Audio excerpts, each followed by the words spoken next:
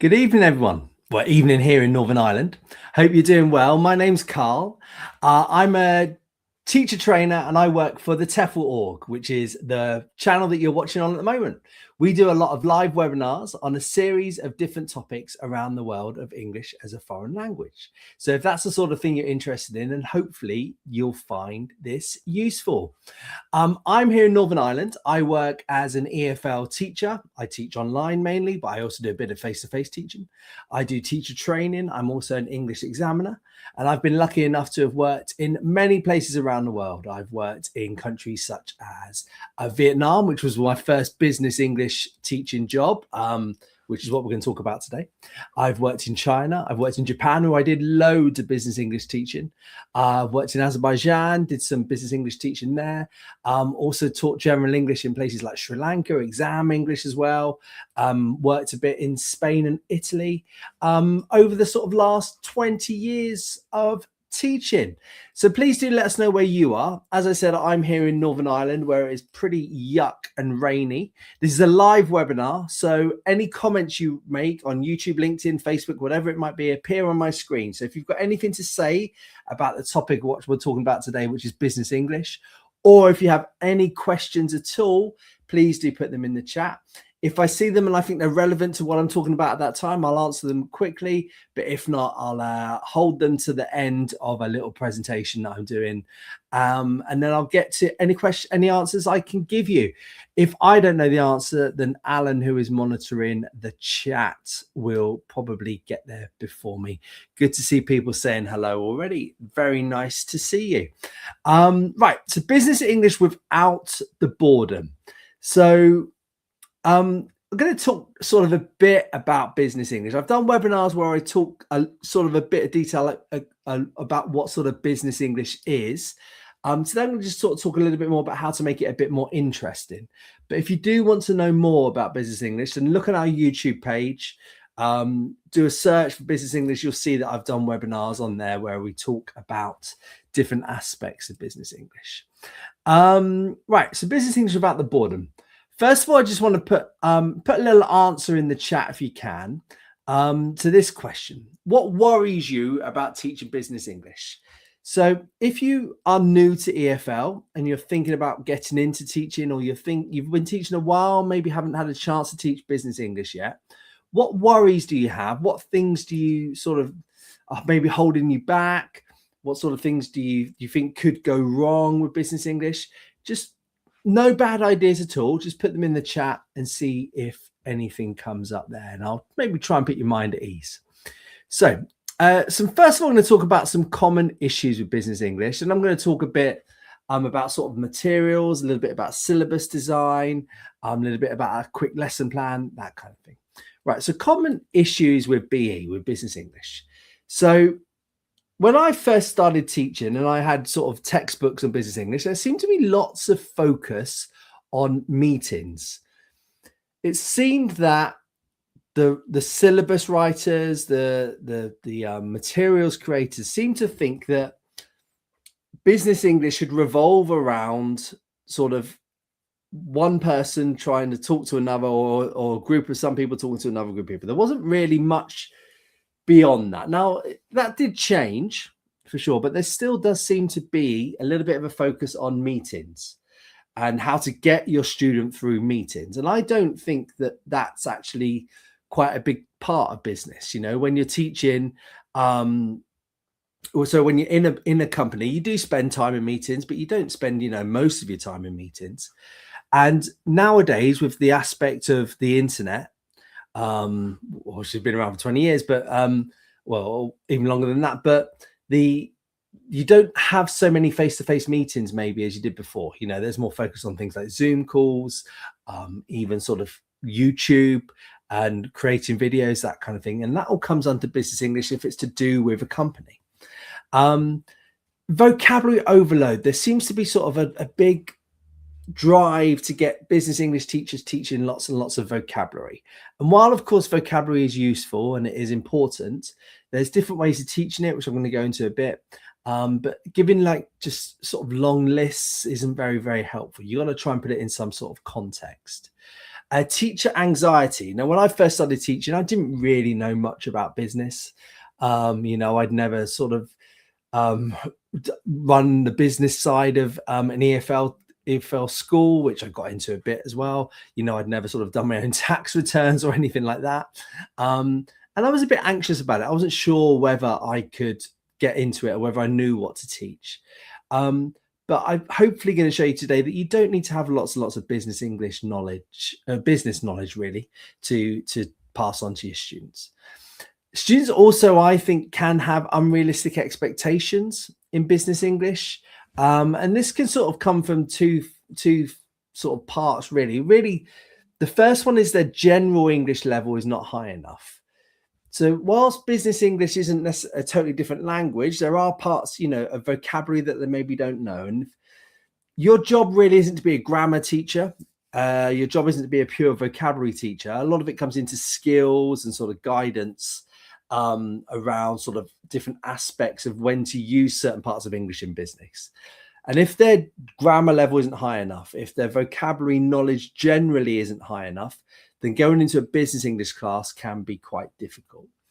And then, so the other aspect is that they students tend to think that you'll be able to teach them quite quickly, or you'll be able to teach them business skills, and that's not really what your job there for. And you can't teach languages very, very quickly unless they put the work in as well.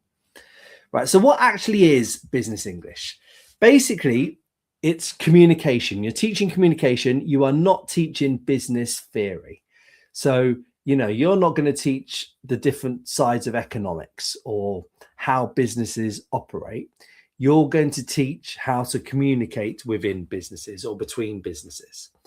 And it's not always from one business to another. Quite often it's internally within a business. You're going to teach a bit of sort of problem solving, how to find a solution to something, or how the students can get themselves out of a language problem that they might have.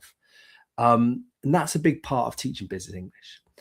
And purpose, you're going to teach them how to use English to create, to finish a goal, to get to the end of something, to actually achieve a purpose in what they're trying to do. And you're using the skills that students already have. So you're not necessarily teaching them how to be better salespeople, how to be better presenters. Although presenting is part of it, but not like a big business presenter. What you're trying to do is teach them how to take what they can do in their own language and use that in English. Your job is not to make them a good business person at all. You are not a trainer of sales. You're a trainer in the language that would be used in sales. Okay. So teachers do not have to be business experts. I can't sort of state that enough, really. They do not need to be business experts. Your learners know their job. Okay. Your job is to not teach them how to be better at their job. Your job is to teach them how to be better communicators. So if they're trying to get a bit of help with that, that's not your forte. That's not what you've been employed to do. You are totally there because you are an expert in language. Okay. You want to get their experiences out. You want to use their own experiences. And when we come to talk a bit about materials, using their own materials is really, really useful. Using what they would say, you could sort of say to them, explain to me what you would do in your own language. And you might speak that language, you might not speak that language, but if they can explain it in English, what they would do, and say, okay, well, it's not actually wildly different in English. What we do is use these phrases to get through it. And you're teaching phrases, you're teaching language through tasks. That's the key thing. When you're planning your lesson, you want to really start with the outcome. What sort of what they are going to do with the language. And it's something like these are, and there's lots of different options for this, but you're sort of saying to them, right, okay, today we're going to learn about how to write an introductory email to, I don't know, to create a partnership, to create sales, to try and get a promotion, whatever it might be, because you can focus that on a bit more. and you might find that in a class, you've got 5 people that think, okay, yeah, I'd like to do this, but I want to do it for this aspect or that aspect. But you can say, right, okay, but all of this language I'm teaching can be changed for your own personal outcome. But overall today, we're going to be doing an introductory email, or like a verbal thing. You could say explaining a problem, or even finding a solution to a problem. And that's what we're doing today. So we are, and then you would teach phrases. I'll go into that in a bit, to finish these outcomes. So business English is very much not grammar focused or vocabulary focused. Good business English ones that are interesting to the students should be to try and get this outcome completed. Creating a social media post. There you go. There's another one as well. So you need to focus on what they need to do. So what do you need to do? Is, okay, you got to start the email well. You've got to explain who you are, explain why you are writing to them, explain the benefits, whatever it might be, to their sales, explain how you want to work together, whatever it wants to be. And you need to focus on this one. So you need to introduce yourself. You need to describe your product, whatever it might be. And then the language emerges from the tasks. So then you would maybe say to them, okay, right, just speak to each other. What do you think would come in an introductory email? And they would, say, somebody would say hello. They would say who they are. You say, okay, great. And these are the phrases that you're going to use to do this yourself. Say to them, okay, right, when you have a problem in your work, how does someone bring it up? How does someone explain the problem? And, they explain it in broken English. And you say, right, okay, great. This is linked to these phrases that I'm going to give you now. Let's try and work together. And you do a bit of work around those phrases. Using authentic material to sort of find the phrases, using authentic material to create like the genre that you want to accomplish, to create like a framework that you want to do, and using real emails, agendas, charts, or posts can really, really help to make it a bit more interesting for them. So how can you find these? I'll explain to them a bit, but basically a good source is the student's own materials, or you could find them in sort of, go back through companies you might have worked for. You would erase the names, you'd erase any sensitive deep information, but you could sort of say, right, okay, this is a real authentic email exchange I had. What phrases can we take from this? What phrases could we have inputted in there to make it better? If they are not at a level where they can create the materials that you have found, what you need to do is simplify the task. So, not going into like really complex vocabulary that's not going to help them themselves to create it, or, not asking, lots of difficult questions, but quite simple questions. Who started this exchange? Who finished this exchange? What does this person want? What does that person want? Quite simple questions can help you to make it more simplified. And then you want to sort of slowly build their confidence through using authentic materials. Okay, look, you can read this email. Oh, okay, look, you found out this information about an agenda. Well done. Let's do it again, or next week we'll do it the next link in the email.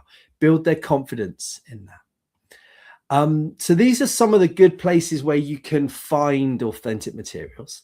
So I think workplace emails, I've used emails that I have found myself through going back for companies, and I'd taken out the information that was important. You can now find things on business web pages, like the about us for a company, product launches, that kind of thing. LinkedIn posts, the sort of companies that your students are working for already, or the companies that they want to do business with. You can go look at that. You can select some of the stuff, see, okay, how would you reply to this? How would you comment on this? YouTube and podcasts, YouTube pages for companies, and then learners' own materials. After been for a couple of weeks, just say, after you've seen them for a couple of times, a couple of lessons, just say, right, could you bring in an email exchange you've had? Let's see if we could have improved it. Let's look at some of the products that you want to buy for your company, or some of the products you want to sell for your company, and then how can we change these posts you made? How can we create them?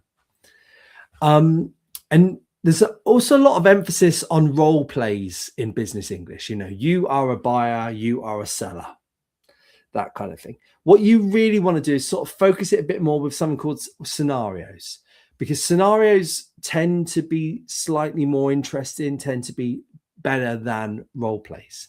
So, the scenario isn't, you are a company trying to sell. It's narrow it down a bit more. You want to advertise a new product.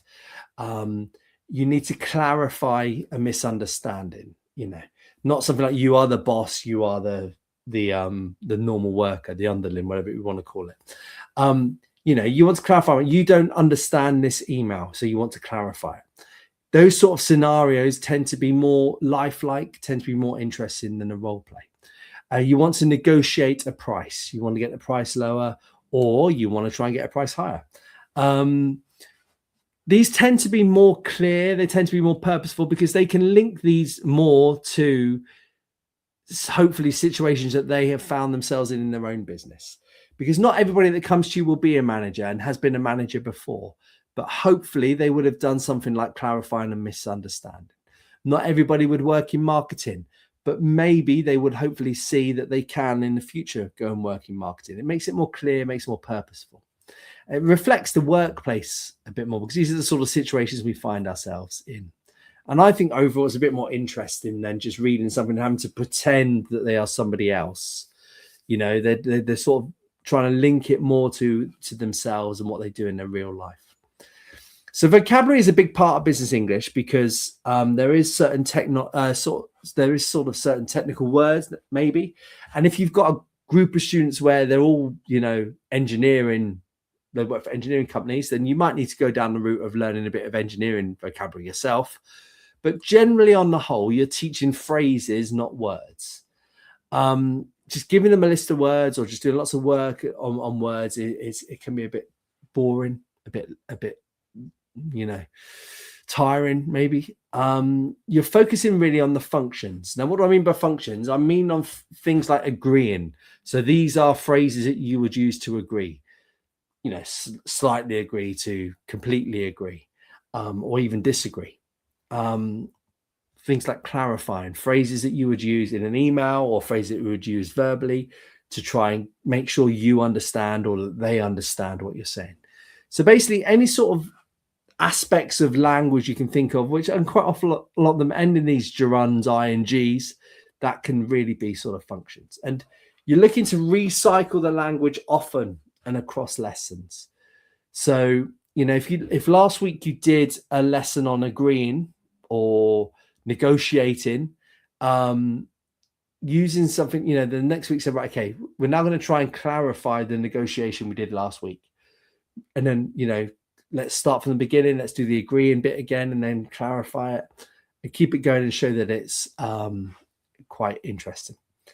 Right, so here's a simple lesson plan for business English. First of all, you want to set the context. So, something along the lines of you're trying to sell internationally, or you're in your company and you want to ask your manager to explain something, whatever it might be. Set the context. And it could also be things like, you have a delayed project, you've got a complaint email.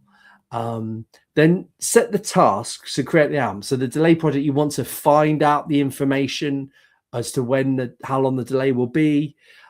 You want to tell the partner that it's going to be delayed.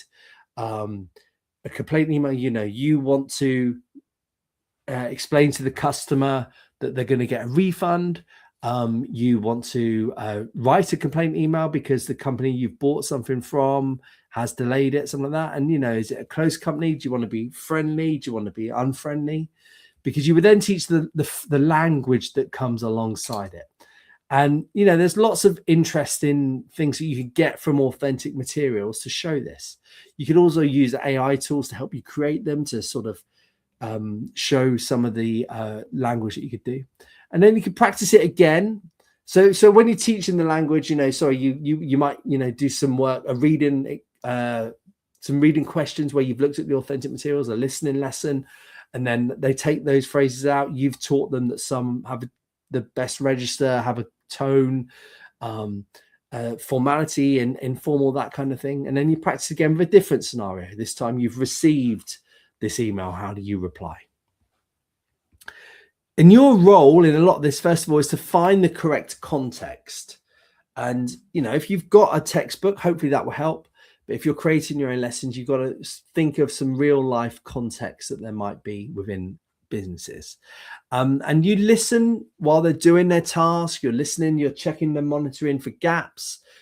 So by gaps, I mean phrases that they could have used to improve their interaction or their writing, or listen for any useful phrases that you've heard, because they might have heard them themselves in their real life business experience, and try to use that in their next stages where they're actually using the phrases to create something. Selecting the correct phrases, making sure that everything's okay. And by that, I mean, check the meaning that they're using, that you are teaching the phrases that have the correct meaning for the situation, to do with the context, to do with the scenario. And then you might be teaching a bit of form, you know. So you would take out a noun and you say, right here, we would use the gerund form, or here we would use a countable noun, whatever it might be. And the use. So you would use this in a context of meeting someone for the first time. You would use this in the context of seeing someone for the 5th time, whatever it might be. And within that, there's register and tone. Register tends to be formal, informal. Tone, if you're happy, if you're angry, if you're sad. Is it friendly? Is it unfriendly? Are you meeting someone for the first time? That kind of thing. And your role is to do a lot of error correcting and a lot of feedback. You could have used this phrase, or that phrase you used is probably a bit too formal for the situation. Try again with an informal phrase, and you're showing them on the board. So if you are going to go work for yourself as a business English teacher, there probably won't be a syllabus. Or if you've got like a one-on-one customer when you're going to go work for a company and they say, right, go teach that business English student. Any syllabus you create, you want to really organize by tasks, not by grammar. So general English still has a bit of a focus on grammar. That is going out a bit. I mean, it has gone out a bit in many textbooks, but there is still, when you look through the chapters, a focus on grammar. I think for business English, there should really be more of a focus on the tasks, you know. So, one lesson on negotiating, one lesson on dealing with a complaint email, whatever it might be. And try and base the units you're creating, the syllabus overall that you're doing, on real world situations, you know, whether that could be social English, you know, there's lots of different ones that are out there. And then if you're creating your own, you've got a syllabus, you've got to build in some flexibility through stuff that your student has asking you to do. So quite often business English, I got a student will come and say, I received this email today from a customer or a company. How would I reply? And you got to say, well, okay, well, do you know what? Like, I've got this lesson here. We're going to do that, but maybe next lesson we'll do that. And then, you know, you've pushed back your syllabus and all of a sudden you have to create a new email lesson for someone. And do things with reading and writing. It's not all about speaking and listening. You know, do lots of tasks where you're listening for gist, listening for detail, that kind of thing. Don't have a language focus, basically have a meaning focus. So you're looking to teach phrases that get them to do an outcome, not necessarily to have perfect grammar. It's all about the outcome. Right, some final thoughts now. I can see some lovely questions. Then please, if you've got any other questions or if you've got any other points, please do put them in the comments section. They come up on my screen. Right, so business English should feel relevant to the student. It's no point really giving them some sort of role play that's quite different. Now, if you've got a group of, so there generally tends to be two or three sort of different types of business English lessons.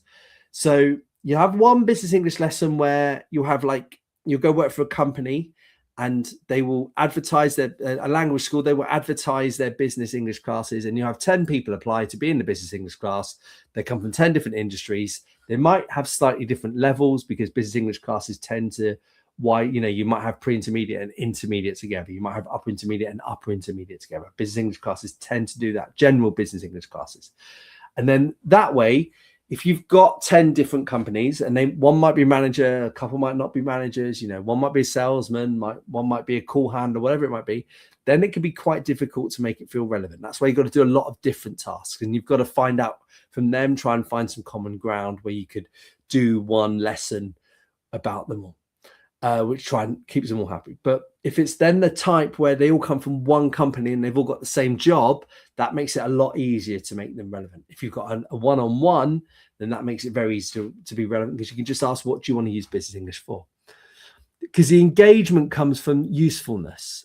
It doesn't come from just teaching grammar. It doesn't come from teaching vocabulary. They will feel engaged if they feel that it's useful for their career going forward. Start small. Keep one outcome in mind. Answering a complaint email today. Don't try and give a whole wide range of different things. Don't think because it's business things you've got to do lots of different aspects all of a sudden. Start it small, keeping that one outcome in mind.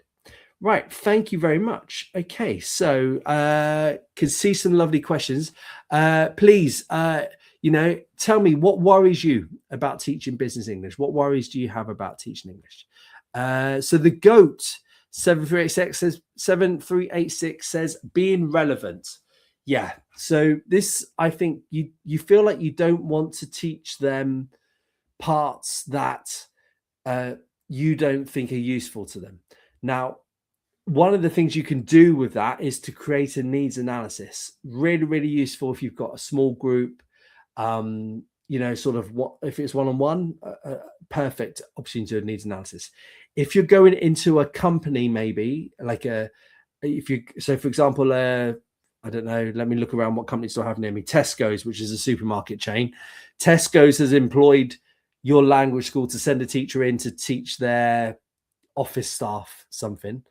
The needs analysis will probably come from Tesco, which is the big company. They will tell you, what do you want? If it's a general business English class, then if you do an individual needs analysis, then you try and find some common ground.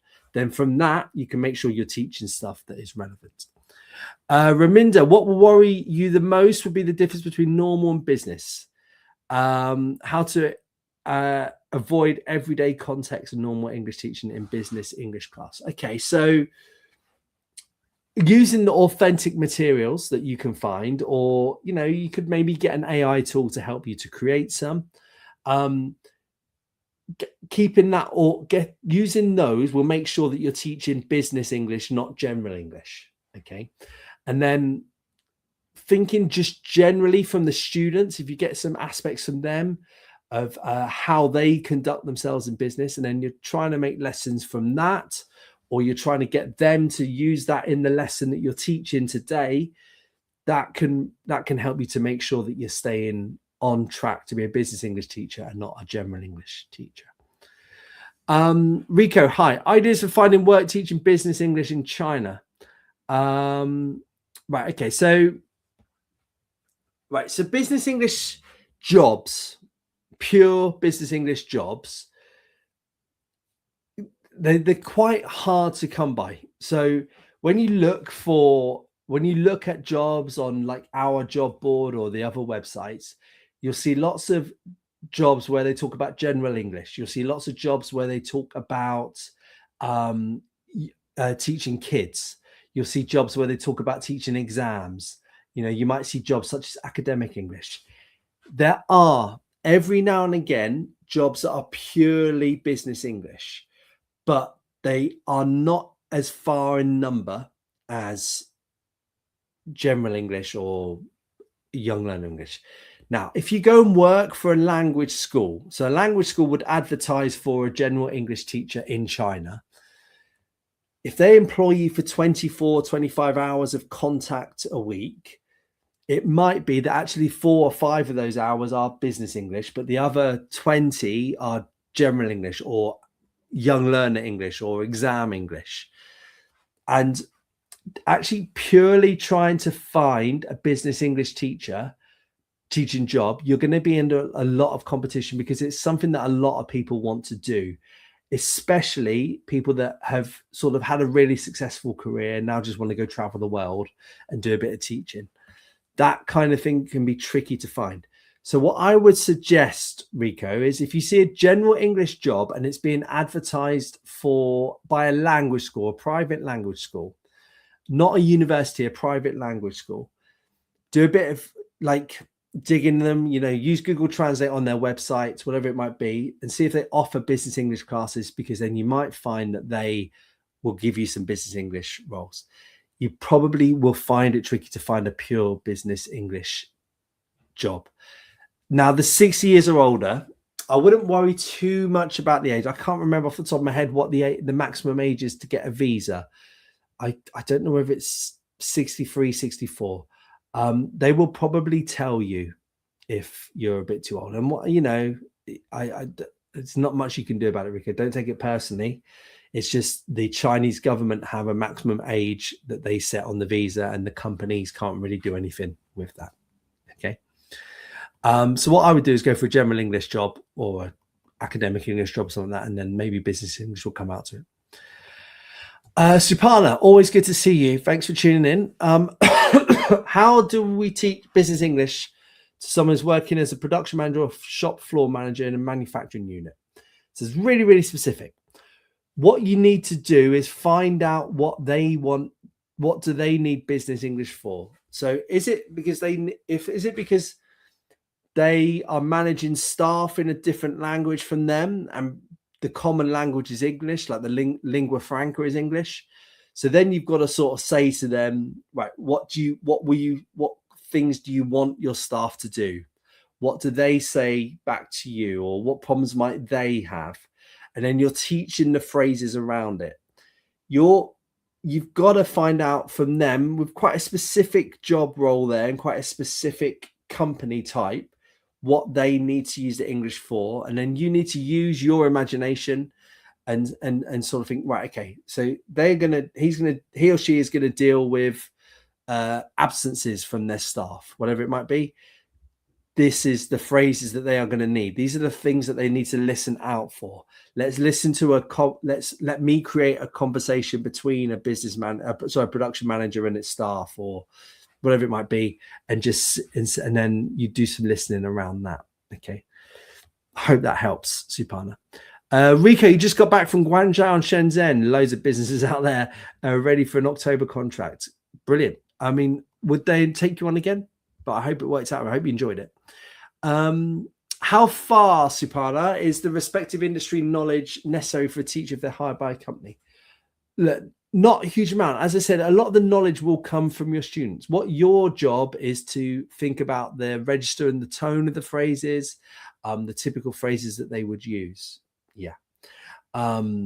That's kind of your job. Your job is not to know the ins and outs of sales or the ins and outs of production management. Yeah. Kiwin Lugano, would I recommend any business English course books across all levels? Right. So there's not as many business English books as there are general English or academic English. Okay. Do I have a favorite book? No. Right. Quite often with these, I don't know where you are, Kiwin Lugano, but quite often with textbooks, it comes down to what can you get your hands on, either digitally or either physically.